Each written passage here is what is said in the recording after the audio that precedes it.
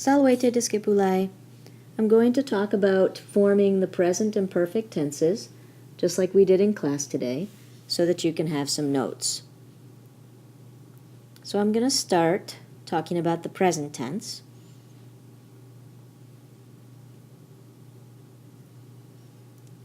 Which you know is formed from two parts. Whoops, that should say present tense. Formed from the present stem and the personal endings. Personal endings are like the song O When the Saints, O or M, S, T, mus, tis, and T.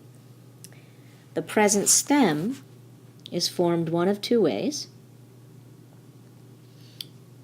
If it's first or second conjugation verb, you go to the second principal part, like for instance the verb docere, and you take off the RE, leaving you with the present stem doce. It's a little bit different if we had a third or fourth conjugation verb.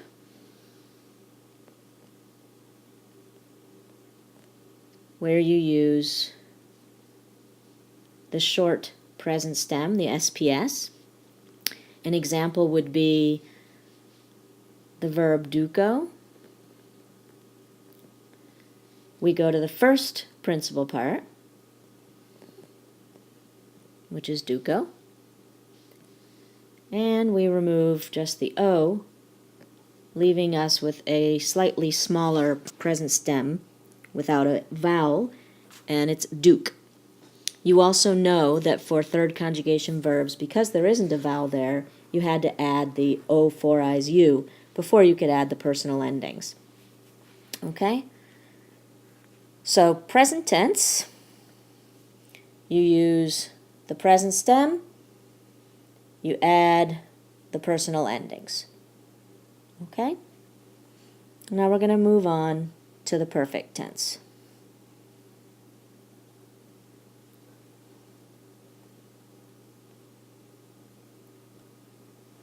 Okay? So the perfect tense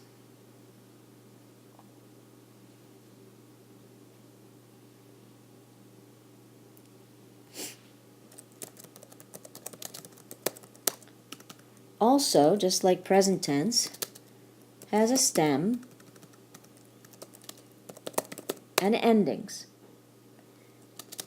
The endings are different from the personal endings that we used for present tense, and right now you're only responsible for knowing the third person singular and plural. So the third person singular is the ending IT, and the third person plural is the ending arunt, with a long mark over that E. Okay? So we talked about remembering these new endings. Okay? We also talked about the fact that the perfect tense forms its stem from the perfect stem, appropriately named, and the perfect stem is a little bit easier than the present stem because it's the same for all conjugations. You simply go to the third principal part of a verb and drop off the I. So if we use the verb duco, like we did for the SPS, we would look it up, see what our principal parts are, and we have duco, ducere, duxi, and I'm going to go drop off my I here, and I'm left with my perfect stem. Therefore, to form my perfect tense for duco, just for third person singular, I have duxit. And for plural, I have dux erunt. Okay, so again, you can see the endings and the perfect stem. We also talked about the fact that then you translate this one of three ways. Either he, she, or it led for the singular, he, she, or it has led, or he, she, or it did lead. Finally, we talked about the fact that it might help you to learn the perfect stem to remember that many of them end in the letters. For a perfect time in Rome, choose an extra long SUV. And that's a reference to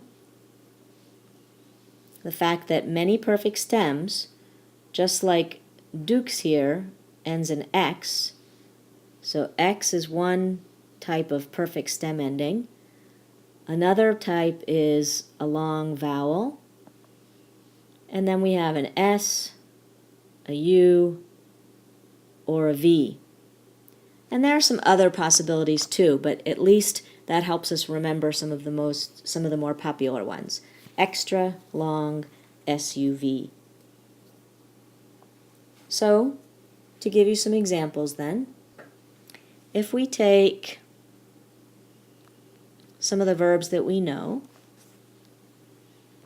like let's take the verb facio, to do or make. And my principal parts are, as I look them up in the back of the book, facio, facere, faci, factus. So, to form my perfect tense, I'm simply going to go to the third principal part, 1, 2, 3. I'm going to remove that I, and that gives me fake. Third person singular, IT. Third person plural, erunt. And so we have he, she, or it,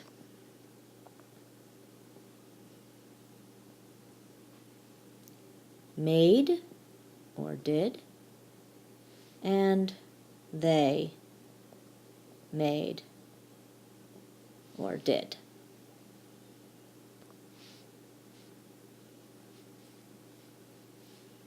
We started to talk in class about how you can learn the patterns for the perfect stems, but I'm going to leave that for another time.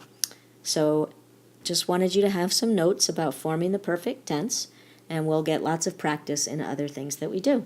Thanks.